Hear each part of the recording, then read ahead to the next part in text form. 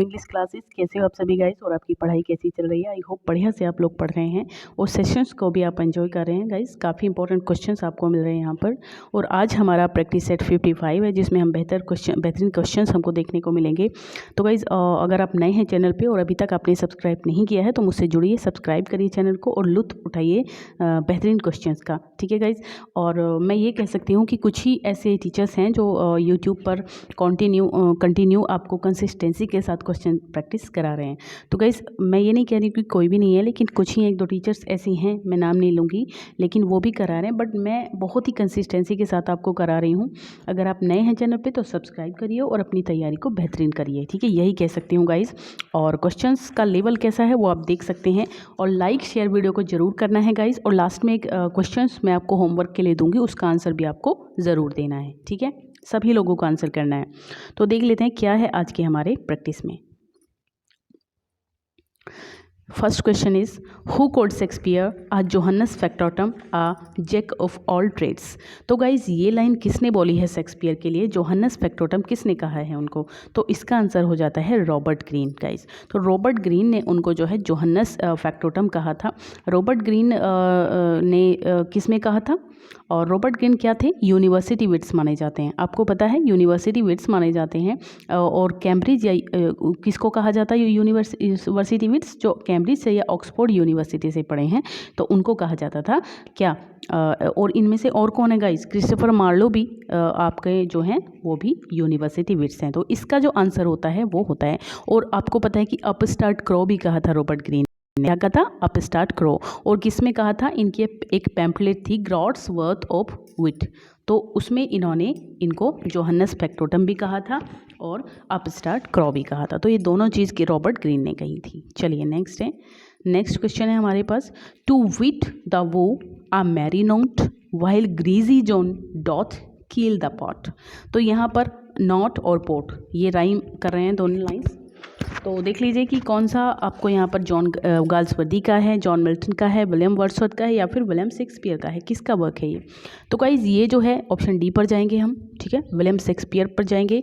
और William Shakespeare का ये लाइन है और कहाँ की लाइन है? लव्स लेबर्स लॉस्ट की लाइन है, एक्ट 5 सीन 2। ठीक है, लव्स लेबर्स लॉस्ट।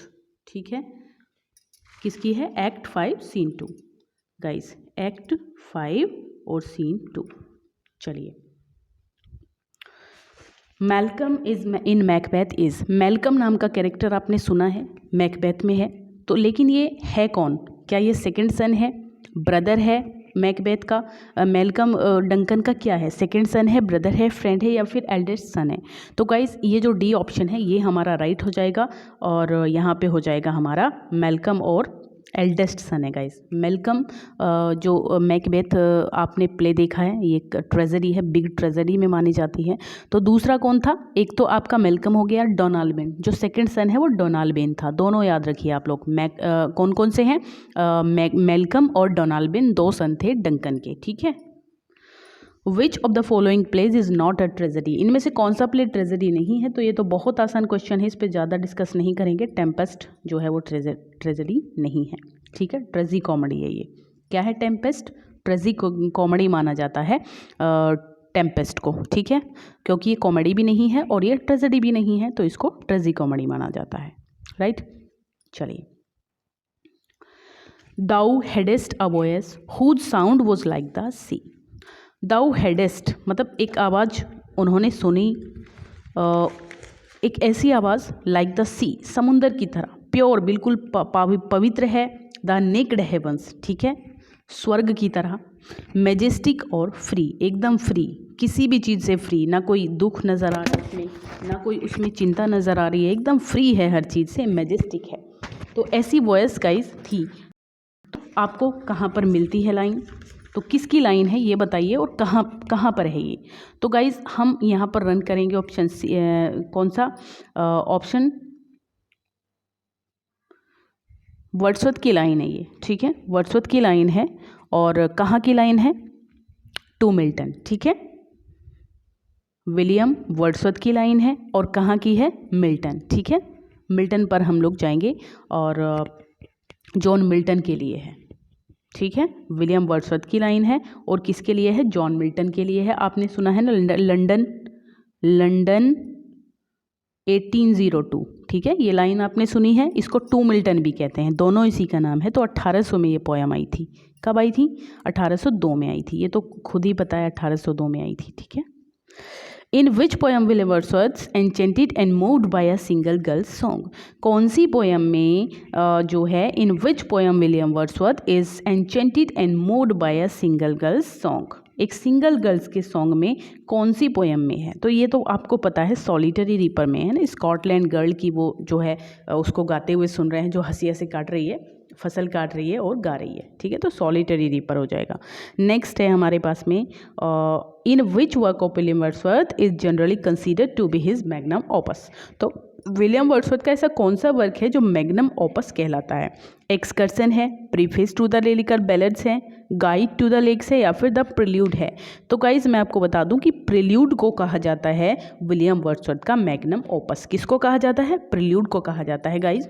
प्रिल्यूड जो है 1799 में लिखना स्टार्ट हो गया था।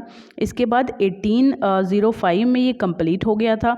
लेकिन ये जो इनकी डेथ के बाद 1850 में डेथ हो गई थी विलियम वर्ड्सवर्थ की, लेकिन इनकी वाइफ मैरी हचिंसन ने फिर इसको पब्लिश कराया था 1850 में। तो ये पोस्टुमसली पब्लिश हुआ था। पोस्टुमसली क्या होता है? जब एक राइटर की डेथ हो जाती है उसके बाद उसका कोई वर्क आता है तो उसी को कहते हैं हम लोग। और टोटल बुक कितनी है इसके अंदर? 14 बुक्स हैं और ब्लैंक वर्स में इसको लिखा गया है। सारी चीज़ें मैंने आपको बता दी हैं। 14 बुक्स हैं और ब्लैंक वर्स में इसको लिखा गया है, ठीक है। चलिए नेक्स्ट पे चलते हैं। मुझे नहीं लगता है कि इस तरीके से सारी जानकारी आपको एक ही क्वेश्चन में मिल जाती है कहीं पर। तो गाइज देख सकते हैं आप।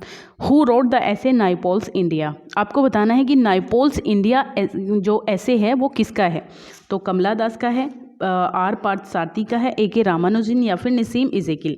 तो गाइज हम जाएंगे निसीम इज़ेकिल पे, ठीक है। निसीम इज़ेकिल का ये वर्क है नाइपोल्स इंडिया एंड माइन। तो गाइज ये कब आया था? ये आया था आपका 1965 में।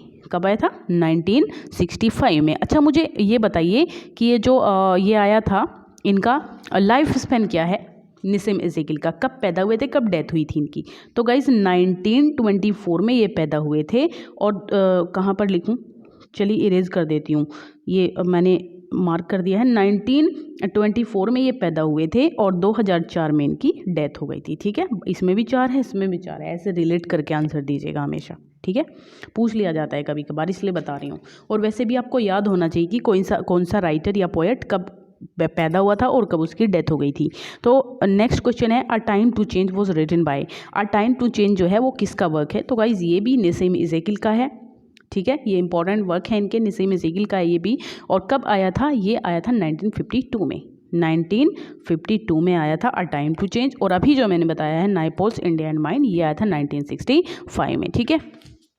चलिए, the exact name is the name of a volume of poetry bye? एक वॉल्यूम है पोएट्री का जिसका नाम है एग्जैक्ट नेम। तो ये किसका है? A K Ramanujan, Jacques Derrida, Edward Said, या फिर निसीम इज़ेकिल? तो बिना टाइम वेस्ट किए इसका आंसर हो जाता है निसीम इज़ेकिल।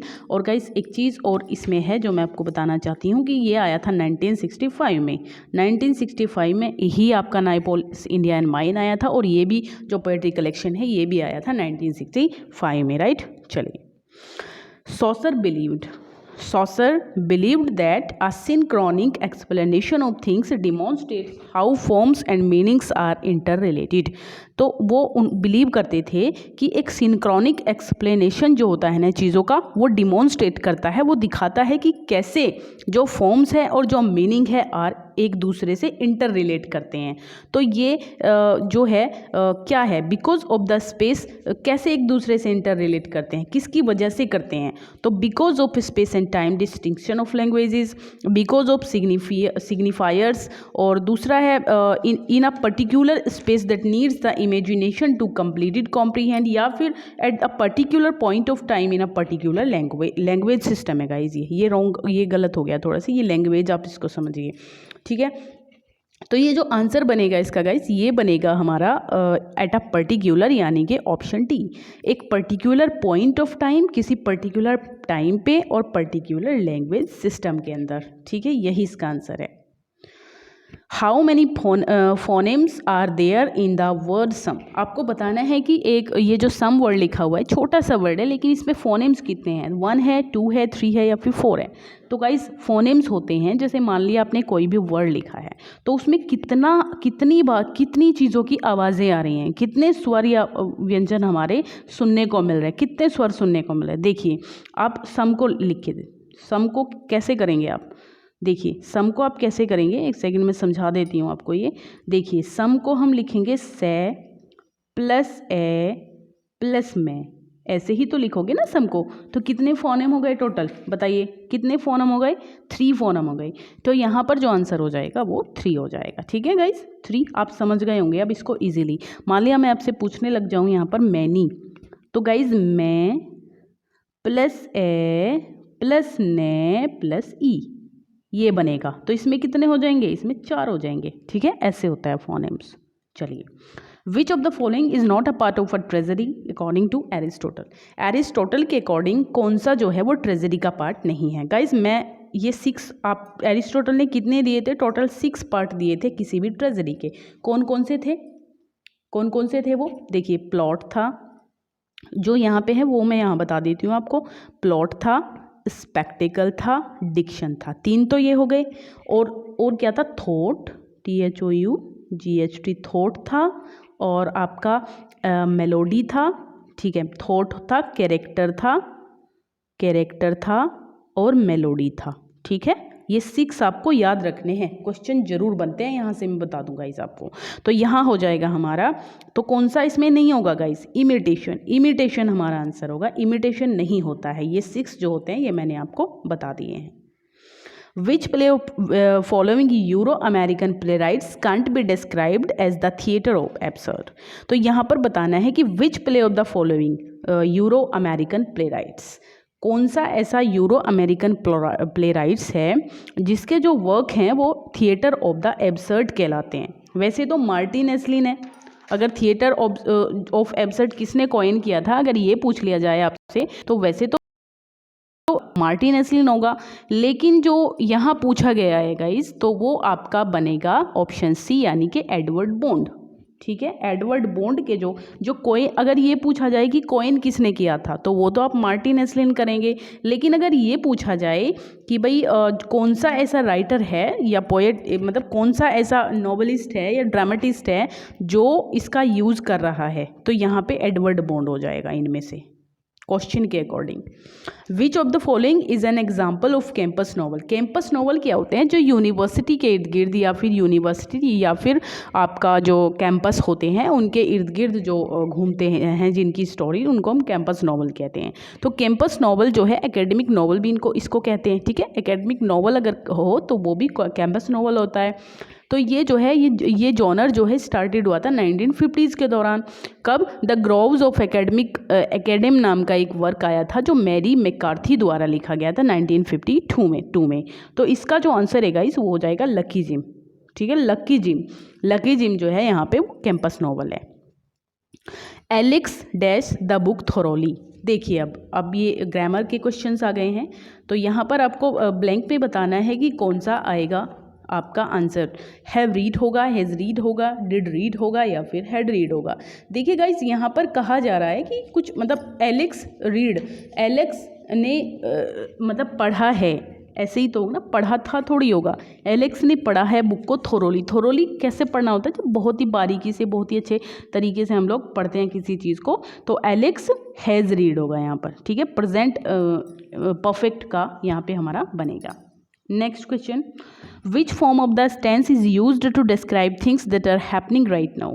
कौन सा ऐसा टेंस है जो उन चीज़ों को बताता है जो फिलहाल हो रही हैं। ठीक है, जो प्रेजेंट में हो रही हैं, तो प्रेजेंट टेंस ही बताएगा, और कौन सा बताएगा। ठीक है, ये तो कोई क्वेश्चन ही नहीं था। प्लू परफेक्ट इज यूजुअली, आपने इससे पहले शायद ना सुना हो प्लू परफेक्ट। तो pluperfect is usually dash tense in the English. कौन सा टेंस होता है इंग्लिश के अंदर प्लू परफेक्ट। क्वाइट याद कर लीजिए इस टर्म को, प्लू परफेक्ट कहते हैं पास्ट परफेक्ट टेंस को। ठीक है, किसको कहते हैं प्लू परफेक्ट गाइस, ये हो जाएगा हमारा पास्ट परफेक्ट टेंस, राइट। तो पास्ट परफेक्ट टेंस को हम प्लू परफेक्ट कहते हैं। ठीक है, और क्या बता सकती हूँ आपको। चलिए next, forgetting their old enmity they joined hands, मतलब पुरानी एनिमिटी होती है दुश्मनी को भुलाकर, they joined hands with a spirit of, उन्होंने हाथ मिलाए किस स्पिरिट के साथ, एनिमोसिटी, लव, फ्रेंडनेस या फिर ट्रस्ट, किस चीज़ के साथ उन्होंने जो है हाथ मिलाए। तो यहाँ जो आंसर हो जाएगा कैमराडेरी का आंसर पूछा गया है। कैमराडेरी में ये का कौन सा मीनिंग है यहाँ पर, ये आपको बताना है गाइज। तो कैमराडेरी का मतलब होता है गाइज फ्रेंडनेस, ठीक है, फ्रेंडनेस होता है, फ्रेंडशिप के साथ उन्होंने जो है हाथ मिला लिए, यही तो होगा। लव ट्रस्ट तो होगा नहीं, तो फ्रेंड मतलब अगर दुश्मनी है तो फिर फ्रेंडनेस के साथ ही तो हम हाथ मिलाएंगे ना हम लोग, तो ये हो जाता है। एनिमोजिटी तो आई थिंक दुश्मनी ही होता है एनिमोजिटी का। एनिमोजिट होता है एक तरीके से जो हेटर्ड, किसी से हम लोग हेट करते हैं ना, उसी को कहते हैं एनिमोजिटी। और लव ट्रस्ट का तो आपको पता ही है। Rajan employed my friend only when I agreed to avouch for his honesty. तो गाइज यहाँ पर राजन एम्प्लॉयड माई फ्रेंड, राजन मेरे फ्रेंड को तभी एम्प्लॉयड एम्प्लॉयड किया, मेरे फ्रेंड को तभी एम्प्लॉयड किया जब आई एग्रीड, मैंने एग्रीड कर लिया to avouch for his honesty, उसकी ऑनेस्टी को मैंने स्वीकार कर लिया, मतलब मैंने ये कह दिया कि हाँ मतलब कन्फर्म कर दिया मैंने उसको, कन्फर्म या फिर अफर्म कह सकते हैं आप। तो यहाँ पर बी जो है इसका आंसर हो जाएगा। गाइज लाइक शेयर अभी तक नहीं किया है तो प्लीज़ लाइक शेयर कर दीजिए फटाफट से, इतने अच्छे क्वेश्चंस आपको मिले हैं तो बदले में कम से कम एक लाइक तो बनता ही है ना, एक शेयर बनता है। गाइज वीडियो अगर चैनल बूस्ट करेगा, वीडियोज बूस्ट करेंगी तो अच्छा होगा ना हमारे लिए, मेरे अंदर भी थोड़ा सा मतलब मुझे अच्छा लगेगा और ज़्यादा एनर्जी के साथ आपको पढ़ाऊँगी अच्छी अच्छी चीज़ें, है ना। तो अच्छा होगा ना कि गाइज़ आप मुझे सपोर्ट करें, है ना। तो प्लीज़ हमारी फैमिली बड़ी होगी और अच्छे से हम लोग कवर अप करेंगे। तो अब जो हमारा क्वेश्चन है ना गाइज़, वो हो जाता है आपका होमवर्क। आपको इसका आंसर देना है मुझे कमेंट सेक्शन में, और ज़रूर देना है जो बच्चा देख रहा है। Imiliya in Shakespeare's Othello is, Imiliya नाम का जो कैरेक्टर है ओथेलो में, वो क्या है, wife of Roderigo, wife of Cassio, wife of Iago या फिर वाइफ ऑफ एथोलो, तो ओथेलो। तो आपको इसका आंसर मुझे कमेंट सेक्शन में ज़रूर देना है। तो ठीक है गाइस, नेक्स्ट प्रैक्टिस सेट में मिलते हैं कल, और तब तक के लिए बाय बाय, टेक केयर, पढ़ते रहिए और पुराने जो प्रैक्टिस सेट हैं उनको रिवाइज भी करते रहिए। Okay bye guys, bye.